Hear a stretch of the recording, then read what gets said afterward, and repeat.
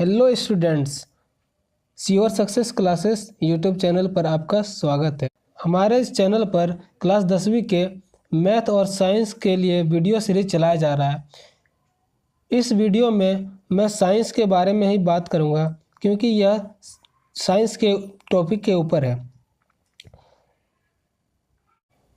हमारी टीम ने डिसाइड किया है कि हम रेगुलरली वीडियोस बना करके अपलोड करेंगे, जिससे क्लास 10वीं के बच्चों को पढ़ने के लिए आसानी हो जाएगी। तो चलिए शुरू करते हैं। हमारा पहला चैप्टर जो है रासायनिक अभिक्रियाएं एवं समीकरण। इस चैप्टर में हम रासायनिक अभिक्रियाओं के बारे में स्टडी करेंगे और उनके समीकरण बनाना सीखेंगे। तो सबसे पहले हम देखते हैं रासायनिक अभिक्रिया की परिभाषा। एक या एक से अधिक पदार्थ जब आपस में अंतःक्रिया करके परिवर्तित होते हैं और एक या अन्य भिन्न रासायनिक गुण वाले पदार्थ बनाते हैं तो उसे हम रासायनिक अभिक्रिया कहते हैं। जैसे यहाँ पे आपको उदाहरण में कुछ एग्जांपल्स दिख रहा है और मैंने यहाँ पे पिक्चर भी लगा रखा। लोहे में जंग लगना, मैग्नीशियम के फीते का जलना, भोजन का पाचन, दूध का दही में बनना, ये सारे रासायनिक अभिक्रियाओं के उदाहरण हैं। रासायनिक अभिक्रिया में अभिकारक एक ऐसा पदार्थ है जो रासायनिक अभिक्रिया में हिस्सा लेता है, और उत्पाद जब अभिक्रिया के फलस्वरूप जो हमें फाइनल रिजल्ट मिलता है, जो उत्पाद मिलता है, पदार्थ मिलता है, उसे हम उत्पाद कहते हैं। रासायनिक अभिक्रिया में शामिल ऐसे 4 अवस्थाएं जिनसे हमें यह पता चल सकता है कि उनके बीच में रासायनिक अभिक्रिया हुई है। तो पहला है अवस्था में परिवर्तन। जब भी कोई रासायनिक अभिक्रिया 2 तत्वों या पदार्थों के बीच में होता है तो उनके अवस्था में परिवर्तन हो जाता है। जैसे सॉलिड से लिक्विड, लिक्विड से गैस या गैस से सॉलिड। रंग में परिवर्तन, यह भी हो सकता है कि 2 पदार्थों के बीच में रिएक्शन होने के बाद उनके कलर कुछ और रहे हो पहले और बाद में कुछ और हो। मतलब रंग में परिवर्तन भी रासायनिक अभिक्रिया के फलस्वरूप हो सकता है। तापमान में परिवर्तन, जो भी टेम्परेचर उस पदार्थ की पहले रही हो सकता है अभिक्रिया के बाद उसके तापमान में परिवर्तन आ जाए। और अंतिम है हमारा गैस का उत्सर्जन। जब दो पदार्थ आपस में अभिक्रिया करें तो यह हो सकता है कि उसके फलस्वरूप कुछ गैस उत्सर्जित हो।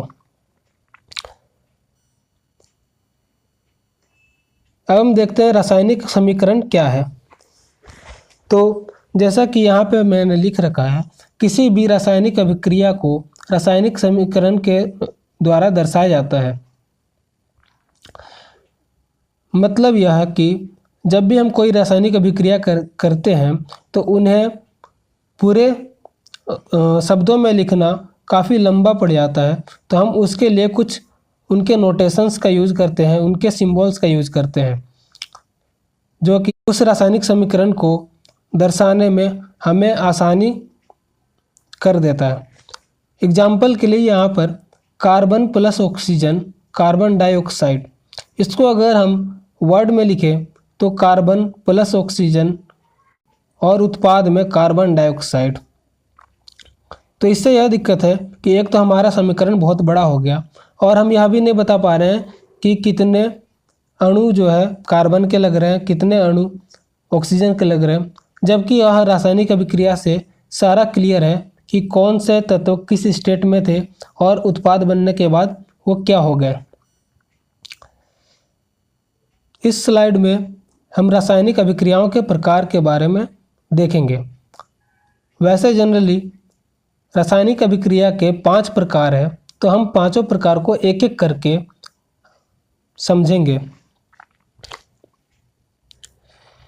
पहला है संयोजन अभिक्रिया। इस अभिक्रिया में 2 या 2 से अधिक अभिकारक मिलकर एक उत्पाद बनाते हैं। एग्जाम्पल के लिए कोयले का दहन। यहाँ पर कोयला और ऑक्सीजन, कोयला जिसको कार्बन से रिप्रेजेंट किया गया है, और ऑक्सीजन जब आपस में मिलकर उन्हें जलाते हैं तो उसके फलस्वरूप हमें कुछ गैस निकलती हैं जो कि कार्बन डाइऑक्साइड है। तो यह एक संयोजन अभिक्रिया का उदाहरण है। दूसरा वियोजन अभिक्रिया। वियोजन अभिक्रिया संयोजन अभिक्रिया के विपरीत है। इसमें क्या होता है कि अभिकारक टूटकर दो या दो से अधिक उत्पाद बनाते हैं। जैसे उदाहरण के लिए जल को जब विद्युत के साथ में विलय किया जाता है तो हमें हाइड्रोजन और ऑक्सीजन दोनों अलग अलग टूट करके प्राप्त होते हैं। तीसरा, विस्थापन अभिक्रिया। इस अभिक्रिया में अधिक क्रियाशील तत्व कम क्रियाशील तत्व को उसके यौगिक से विस्थापित कर देता है।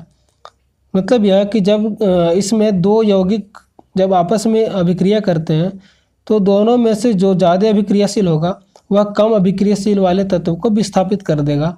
फॉर एग्जाम्पल के लिए कॉपर सल्फेट और जिंक को जब हम आपस में अभिक्रिया करवाते हैं तो क्योंकि जिंक तत्व कॉपर से ज़्यादा अभिक्रियाशील है, यही वजह है कि जिंक कॉपर को विस्थापित कर देता है और कॉपर रिप्लेस हो जाता है।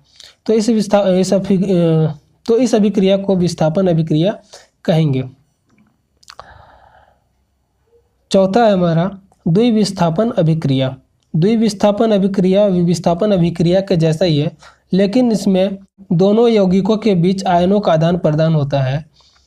मतलब कि दोनों यौगिक के आयन एक दूसरे को विस्थापित कर देते हैं। जैसे एग्जाम्पल के लिए कॉपर सल्फेट और जिंक में जिंक कॉपर को विस्थापित कर रहा है और कॉपर जिंक के साथ कुछ था नहीं, इसलिए कॉपर खुद ही विस्थापित हो गया। तो इसको एक और एग्जाम्पल से समझाते हैं ताकि आपको अच्छे से समझ में आ जाए। तो एक और एग्जाम्पल लेते हैं। सोडियम सल्फेट को जब हम हाइड्रोक्लोरिक एसिड के साथ में मिलाते हैं तो हमें फलस्वरूप सोडियम क्लोराइड और हाइड्रोजन सल्फेट मिलता है। अब यहाँ पर वो कह रहा है कि क्लोरीन जो पहले हाइड्रोजन के साथ था और सल्फर सोडियम के साथ था, अब उत्पाद में क्या हुआ कि क्लोरीन सल्फर को विस्थापित करके NaCl सोडियम क्लोराइड बना लिया और सल्फर क्लोरीन को विस्थापित करके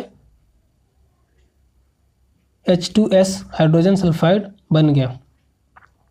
तो यहाँ पर क्योंकि दोनों यौगिक आपस में एक दूसरे को विस्थापित कर रहे हैं तो हम इसे द्विविस्थापन अभिक्रिया कहेंगे।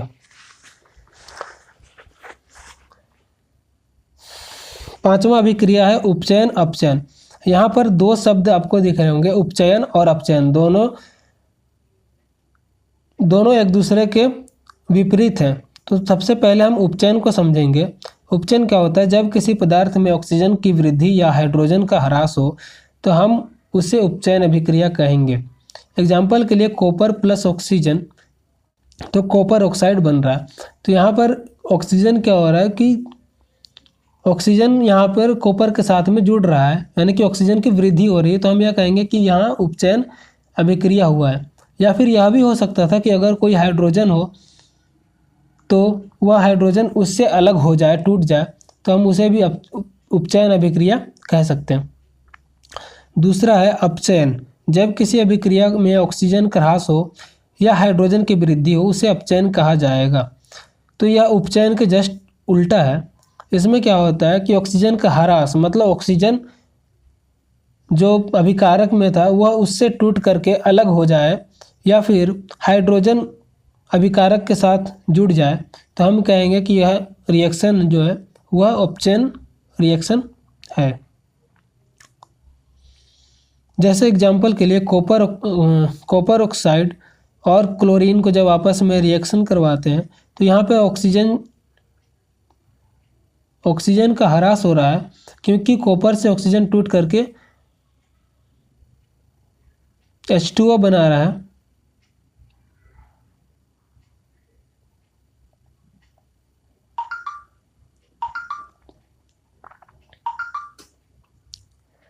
अपचयन अभिक्रिया।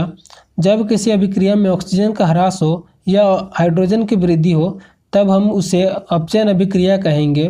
उदाहरण के लिए कॉपर ऑक्साइड प्लस,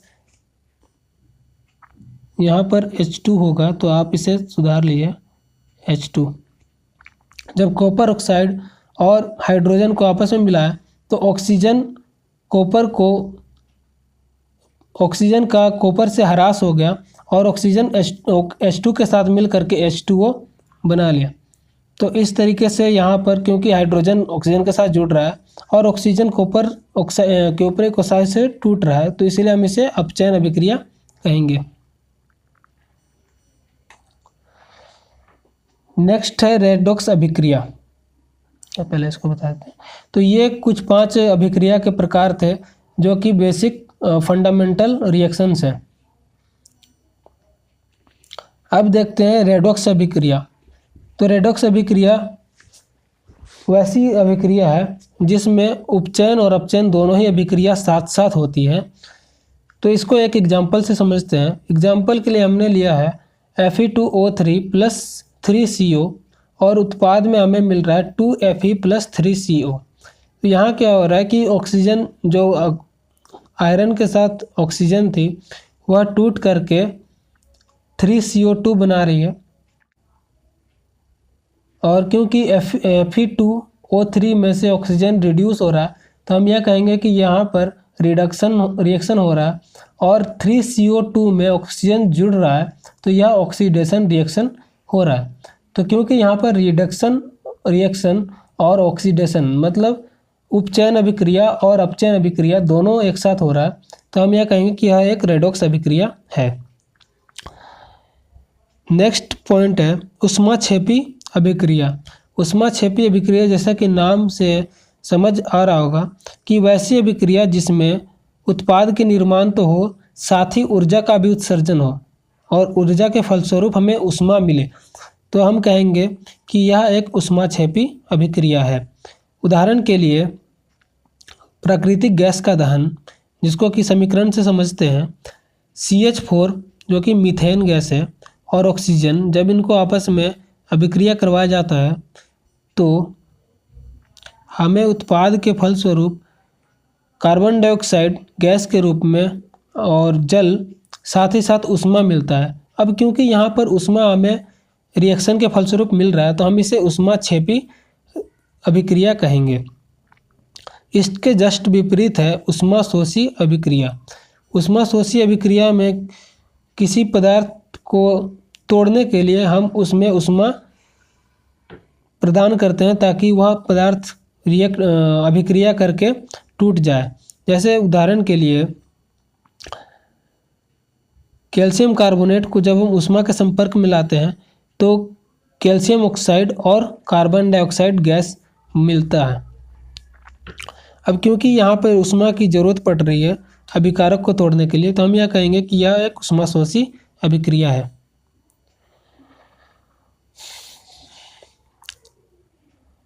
स्टूडेंट्स, जैसे मैंने पहले ही बता रखा है कि वियोजन अभिक्रिया में अभिकारक टूट करके 2 या 2 से अधिक पदार्थ बनाते हैं। तो अभिकारकों का टूटना 3 प्रकार से हो सकता है, ऊष्मा के द्वारा, विद्युत के द्वारा या फिर सूर्य की रोशनी के द्वारा। तो हम समझते हैं कि तीनों प्रकार से कैसे अभिकारकों का वियोजन हो सकता है। तो पहला है ऊष्मीय वियोजन। इस वियोजन में हम ऊष्मा प्रदान करते हैं अभिकारक के साथ जिससे कि अभिकारक टूट करके 2 या 2 से अधिक पदार्थ बनाता है। उदाहरण के लिए कैल्शियम कार्बोनेट जब ऊष्मा के संपर्क में आता है तो कैल्शियम ऑक्साइड और कार्बन डाइऑक्साइड उत्पाद बनाता है। दूसरा है विद्युत वियोजन। विद्युत वियोजन जिसमें हम अभिकारक को विद्युत के संपर्क में लाते हैं जिससे कि वह अभिकारक 2 या 2 से अधिक पदार्थों में टूटता है। इसे हम प्रकाशीय वियोजन कहते हैं। स्टूडेंट्स, प्रकाशीय वियोजन का उपयोग श्याम श्वेत फोटोग्राफी मतलब ब्लैक एंड वाइट फोटोग्राफी में भी किया जाता है।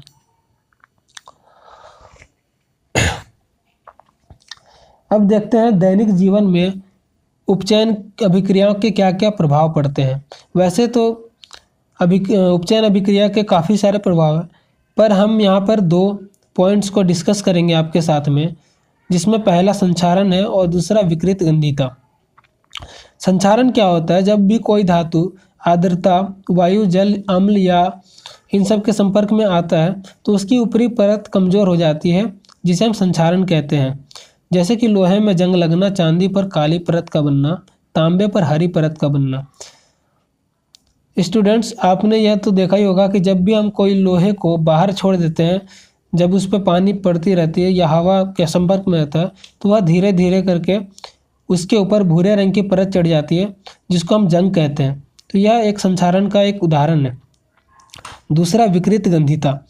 विकृत गंधिता क्या होता है कि जब भी कोई वसा युक्त या तैलीय सामग्री जो कि तेल से बना हो वायु के संपर्क में आती है, तो वह कुछ समय बाद उपचयित होने लगती है, जिससे उसका स्वाद और गंध में परिवर्तन हो जाता है और हम कहते हैं कि वह खराब हो गई। और इसी को हम विज्ञान की भाषा में विकृत गंधिता कहते हैं। स्टूडेंट्स, विकृत गंधिता से बचाने के लिए ही जो फूड की कंपनीज होती हैं वह खाद्य पैकेटों में नाइट्रोजन गैस का इस्तेमाल करती है, ताकि खाद्य पदार्थ लंबे समय तक चले और वह खराब ना हो। तो स्टूडेंट्स, आज के वीडियो में इतना ही था क्लास 10th के पहले चैप्टर में। आगे की टॉपिक्स को हम नेक्स्ट वीडियो में डिस्कस करेंगे। तो हमारे साथ बने रहने के लिए आप यहाँ पर क्लिक करके हमारे चैनल को सब्सक्राइब कर सकते हैं और अपने दोस्तों में भी इस चैनल के बारे में बताएं, ताकि वह भी इस चैनल के वीडियोस से पढ़ करके कुछ सीखें और अपने आप को इम्प्रूव करें। तो आज के वीडियो में बस इतना ही। मिलता हूँ अगले वीडियो में।